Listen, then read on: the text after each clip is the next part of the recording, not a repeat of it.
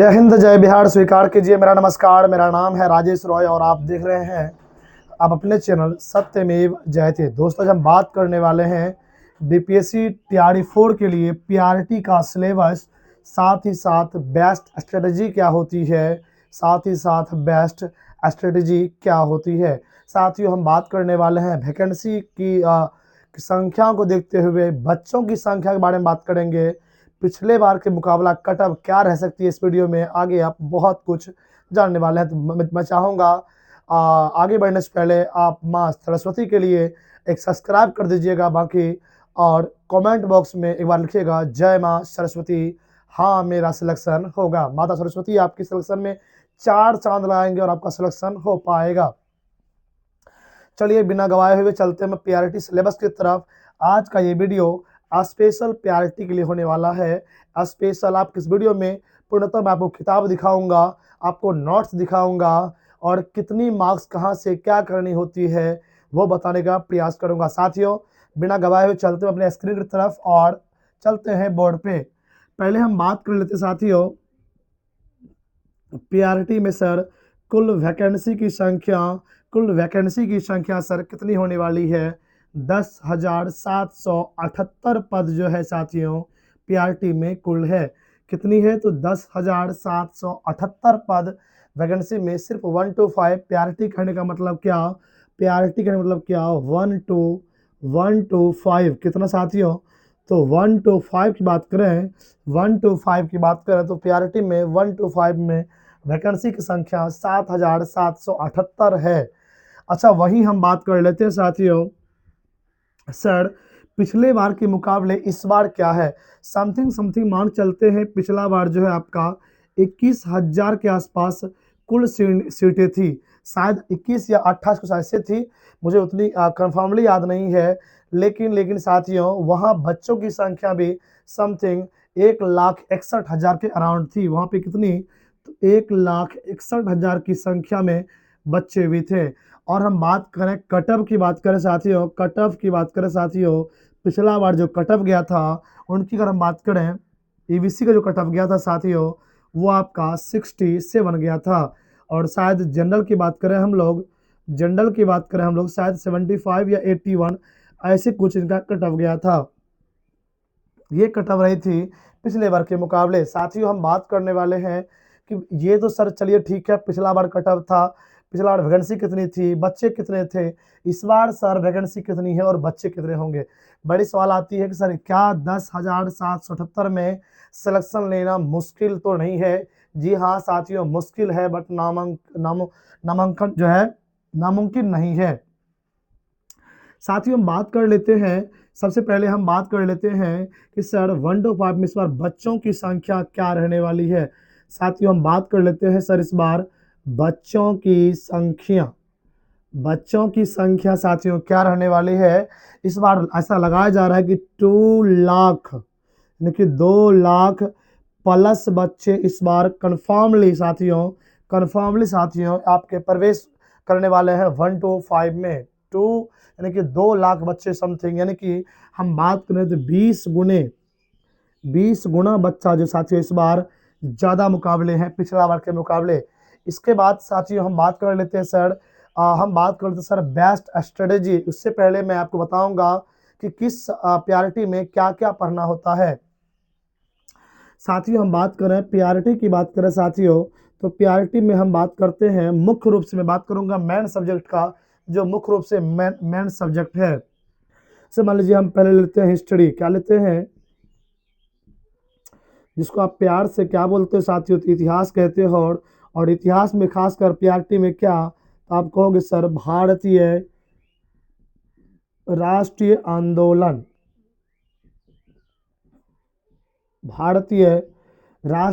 साथियों पीआरटी के मैं पहला विषय ले रहा हूँ पीआरटी में क्या, तो हिस्ट्री, इसका नाम है भारतीय राष्ट्रीय आंदोलन।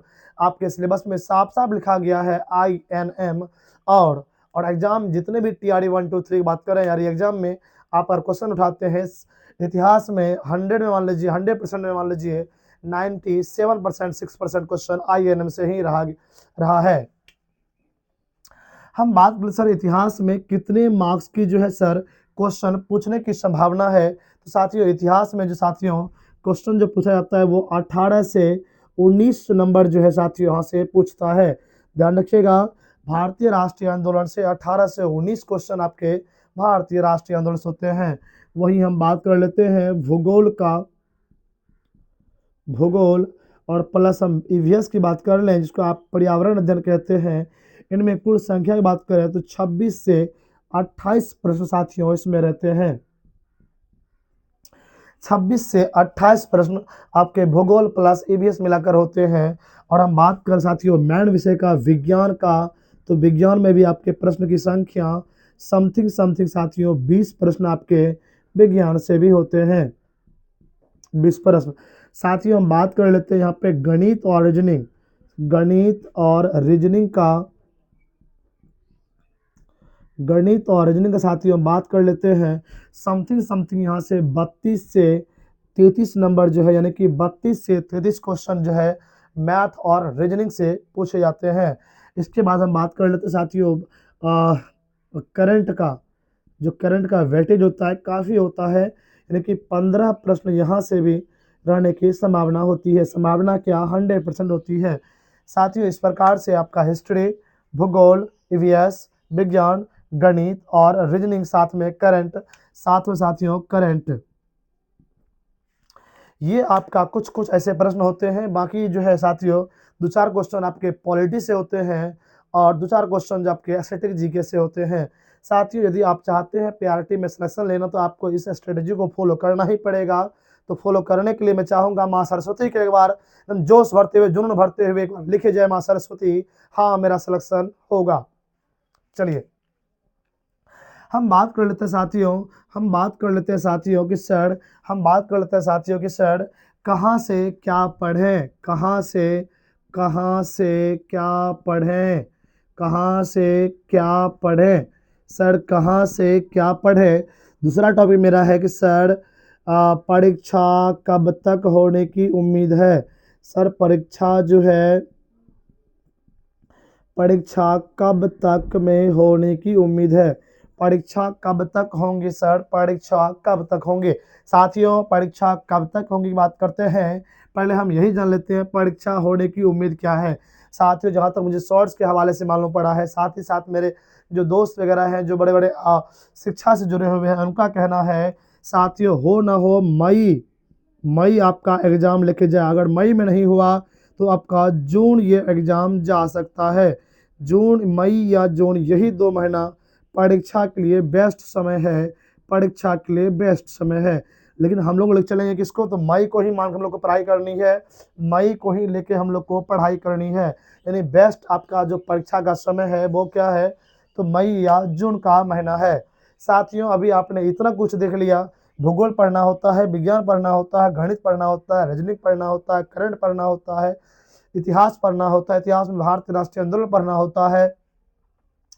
अब हम बात कर लेते हैं कि सर क्या पढ़ना होगा, किसका नोट्स पढ़ना होगा, कौन सा किताब पढ़ना होगा जिससे मेरा एक सिलेक्शन जो है, एक सीट जो है मेरा साथियों, एक सीट जो मेरा है साथियों वो पक्की हो सके। साथी आइए हम बात कर लेते हैं सबसे पहले ज्योग्राफी का, पहले हम बात कर लेते हैं इतिहास का। चलिए हम इतिहास का पहले बात कर लेते हैं। साथियों मैं आप ध्यान रखिएगा, मैं आपको कुछ किताब बताने वाला हूँ जो मेरे पास है, मैं आपको दिखाने का प्रयास करूंगा। पहले आपको मैं बता दूं कि इसको इतिहास के लिए आपको क्या क्या पढ़ना होता है, इतिहास में क्या क्या पढ़ना होता है, खासकर पीआरटी के लिए। आप क्लास 8 का जो है साथियों, क्लास 8 का किताब उठाइए, क्लास 10 का किताब उठाइए, और 10 में भी क्या, सिर्फ चैप्टर नंबर 2, चैप्टर नंबर साथियों, चैप्टर नंबर 2 आपको उठानी है। सॉरी माफ कीजिएगा, चैप्टर नंबर 2 या 4 से कुछ है, इसका नाम है भारत में राष्ट्रवाद। क्लास 10 में क्या पढ़ेंगे आप, भारत में, भारत में, भारत में राष्ट्रवाद। ये चैप्टर बहुत इम्पोर्टेंट है, एग्जाम के दृष्टिकोण से बहुत इम्पोर्टेंट है। जब इसको आप एनसीईआरटी, ये कौन सी है, तो ये एनसीईआरटी है, एनसीईआरटी यदि संभव हो तो आप एससीईआरटी जरूर पढ़ लीजिएगा। साथियों आप वीडियो में बने रहिएगा, मैं आपको बता दूंगा ये एनसीईआरटी ऐसे मेरे पास नोट्स भी है। आप अगर कहोगे आप, मैं आपको ये एनसीईआरटी ऐसे पढ़ा दूंगा नोट्स से, जहाँ से 18 प्रश्न में मैं गारंटी दूंगा आपको 15 से 16 प्रश्न उसी किताब से रहने की उम्मीद है। जितना परीक्षा हुआ है अभी तक सारा सारा क्वेश्चन उसी किताब से देखने को मिली है। साथियों आप आराम से वीडियो देखिए और हमारे वीडियो को एक बार लाइक अवश्य कर दीजिएगा, फिर मुझे मोटिवेट मिलती है। साथ ही इसके बाद जो है माँ सरस्वती के लिए सब्सक्राइब अवश्य कर दीजिएगा। एनसीईआरटी एससीईआरटी, चलिए इसके बाद हम लोग बात कर लेते हैं भूगोल का। वीडियो में बने रहिएगा, किताब दिखाऊंगा आपको भी मैं। भूगोल के लिए क्लास 6, 7, 8, 9, 10 एवं 11 का भौतिक भूगोल जो होता है साथियों, ये आपको 11 क्लास का आपको ईवीएस में बहुत इंपॉर्टेंट होने वाला है। ईवीएस के लिए जो है बहुत ज़्यादा इंपॉर्टेंट होता है, खासकर क्लास 11वीं का भूगोल बहुत ज़्यादा इंपॉर्टेंट है। अच्छा, यहाँ से क्वेश्चन पूछेगा ही पूछेगा, इसमें कोई शक नहीं है। आप वीडियो में बने रहिएगा। ये इतना मोटा किताब होगा, इसको कि सर भारी लगता है, पढ़ने में बहुत ज़्यादा है सर। ऐसा कोई बताइए जहाँ की एक किताब में सारा मिल जाए। वेट कीजिए ना, बस वेट कीजिए वीडियो में आप। विज्ञान की भी बात करें हम लोग तो विज्ञान में क्वेश्चन साथियों क्लास 7, 8, 9 एवं क्लास 10 का विज्ञान आपको पढ़नी होती है। आप एनसीईआरटी पढ़िए, एससीईआरटी पढ़िए, दोनों बात बराबर है। जो पढ़ना पढ़ सकते हैं, दोनों बात क्या है तो आपस में बराबर है। आइए हम बात कर लेते हैं। अब साथियों इतिहास मेरा हो गया, भूगोल मेरा हो गया, विज्ञान मेरा हो गया। चलिए पहले हम इसी तीनों विषय को मैं लेके चलता हूँ। फिर आपको मैं करंट और मैथ रीजनिंग के बारे में बताने का प्रयास करूंगा। साथियों पहले देखिए समझिए, आपको मैं एक किताब दिखा रहा हूँ। मेरे पास जो है ये भूगोल है। मेरे पास ये क्या है साथियों, मेरे पास ये भूगोल का नोट्स है। और आप यहाँ ध्यान से अगर देखेंगे, आपको मैं पहले दिखा देता हूँ, ठीक है। आप ध्यान से देखिएगा, देखिए यहाँ पे लिखा हुआ है हमारा एनसीईआरटी क्लास 6 ज्योग्राफी पृथ्वी हमारा आवास। इसमें देखेंगे आप क्लास 6 के एनसीईआरटी के 1, 2, 3, 4, 5 जितने भी चैप्टर होते हैं सारा बिहार स्पेशल तक है। ये क्लास 6 हो गया। अभी रुकिए, आप वीडियो में सिर्फ बने रहिए, बहुत कुछ दिखाऊंगा मैं आपको। देखिए मैं पढ़ा हूँ यहाँ पे, मैंने कैसे इनको रीड करा, देखिए मैंने कैसे इनको रीड करा है, ये आप भी देख लीजिए। आपको अगर दिखाई पड़ रहा होगा तो मैं जूम कर दूँ आपको। ये देखिए मैंने कैसे पढ़ा है इन्हें, देखिए ध्यान से आप, जो जो इम्पोर्टेंट पॉइंट है मैंने। अच्छा साथ ही साथ इसमें एमसीक्यू भी है, देखिए इसमें एमसीक्यू भी है। अभी आप वेट कर लीजिए, थोड़ा सा वेट कीजिए, मैं आपको और भी इसका कुछ दिखाने वाला हूँ, थोड़ा सा और वेट कीजिए। अब अभी आपने क्लास 6 देखा था, अब यहाँ देखिए क्लास 7 एनसीईआरटी क्लास 7, यहाँ देखिए एनसीईआरटी क्लास 7 ज्योग्राफी, इसमें भी 10 चैप्टर है और 10 चैप्टर देखिए मैंने पढ़ा है। ये देखिए आप ध्यान से देखेंगे तो यहाँ पे देखिए आप, है ना, कितना इंपॉर्टेंट है। सिर्फ 1 से 1.5 पेज में देखिए हमारे पृथ्वी के अंदर जो चीज़ें हैं ये नोट्स है, सिर्फ 1 पेज में, बाकी एमसीक्यू है। देखिए इसी प्रकार से आप देखेंगे ध्यान से, आपको और मैं दिखा रहा हूँ, प्रूफ दे रहा हूँ आपको, आप यकीन नहीं करोगे। देखिए क्लास एनसीईआरटी क्लास 8 ज्योग्राफी संसाधन एवं विकास, कुल 6 चैप्टर इसके देखिए। इसी प्रकार से पूरा का पूरा जो है क्लास साथियों, आपको मैं अंतिम भी दिखा देता हूँ, अंतिम भी आपको मैं दिखा ही देता हूँ।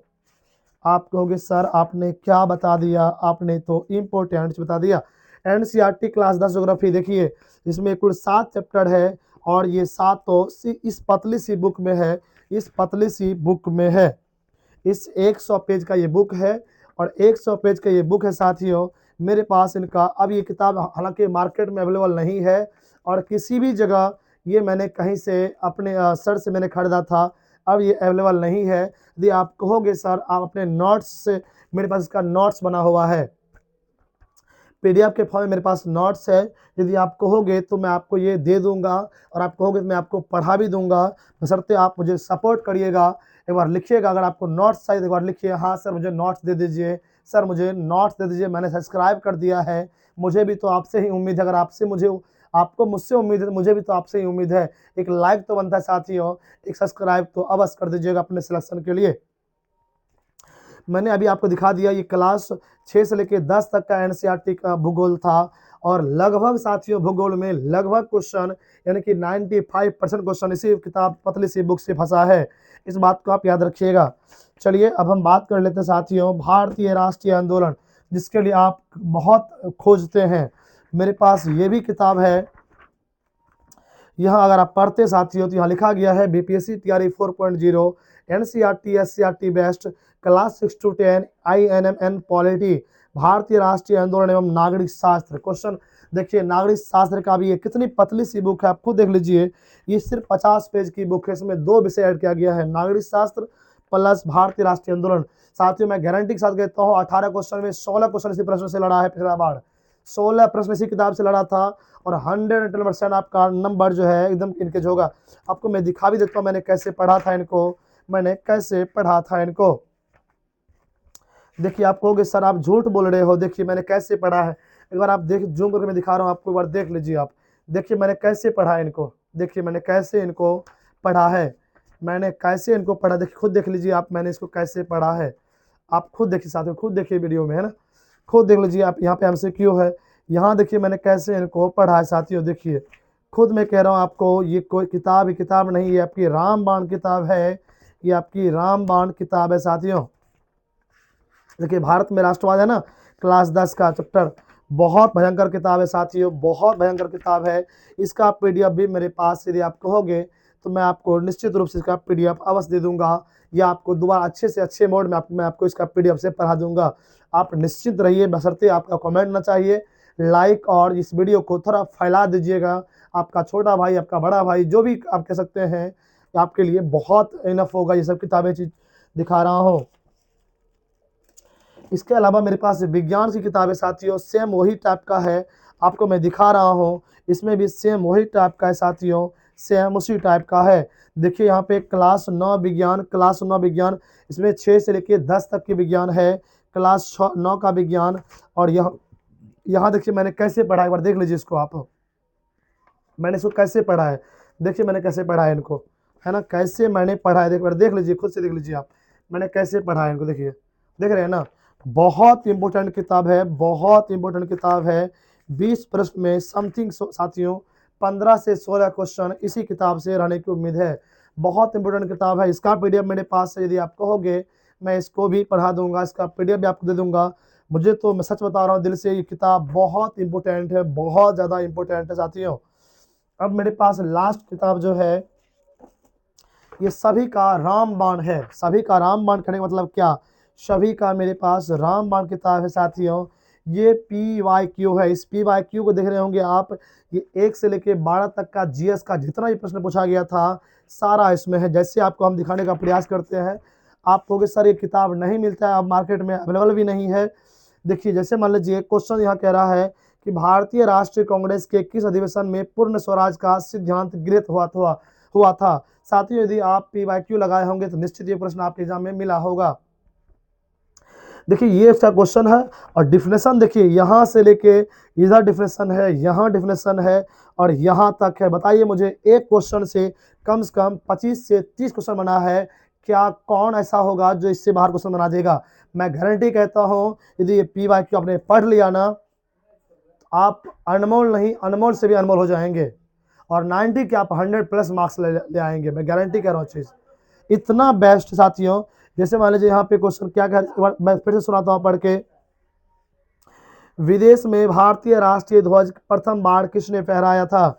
यहाँ से क्वेश्चन शुरू हुआ है, डिफिनेशन शुरू हुआ यहाँ से हुआ। देखिए डिफिनेशन देखिए, यहाँ तक डिफिनेशन है। देखिए ये 1 पन्ना 2 पन्ना यार किताब नहीं, ये रामबाण है, रामबाण। सिलेक्शन कभी इससे बाहर नहीं जाएगा, मेरा गारंटी है, मेरा ये दावा है, इस बात को आप जान लीजिएगा। ये किताब नहीं, रामबाण है। इसका पीडीएफ मेरे पास अवेलेबल है, अगर आप कहोगे तो मैं आपको ये भी पढ़ा दूंगा। इसका एक बगल से PYQ, साथ में डिप्रेशन आपको करवा दूंगा। आप कहोगे तब, यदि आपका सपोर्ट मिलेगा तब ये वीडियो, तब जो है आपको मैं पढ़ाने का प्रयास करूंगा। मैंने अभी आपको इतिहास, मैंने अभी आपको भूगोल, मैंने अभी आपको विज्ञान बताया कि मैंने कहाँ से क्या करना चाहा था, और आप जो है कहाँ से क्या करोगे। साथियों यदि आप ये किताब आपको चाहिए, यदि आपका इसका पीडीएफ चाहिए तो आप मुझे कमेंट अवश्य करिएगा। आगे बढ़ने से पहले फिर से हाथ जोड़ आपके सामने, माँ सरस्वती के लिए सब्सक्राइब अवश्य कर दीजिएगा, और लाइक तो बनता ही बनता है, क्योंकि मैंने आपको बहुत इंपॉर्टेंट इन्फॉर्मेशन दी है। चलिए मिलते अगले वीडियो में। करंट और मैथ ओरिजिन को लेकर सेम इसी प्रकार से मैं आपको बताऊंगा, जहां से आपको एकदम 100% क्वेश्चन लर्न की उम्मीद है। चलिए हम बढ़ते हैं आगे, और इसी दरमियान हम आप यहाँ पे जो है अपने आप को थोड़ा सा, यहाँ अब मुझे कोचिंग है तो मुझे कोचिंग पढ़ाने जानी है, ध्यान रखिएगा। चलिए मिलते हैं अगले वीडियो में, तब तक के सभी को जय हिंद, सभी को नमस्कार।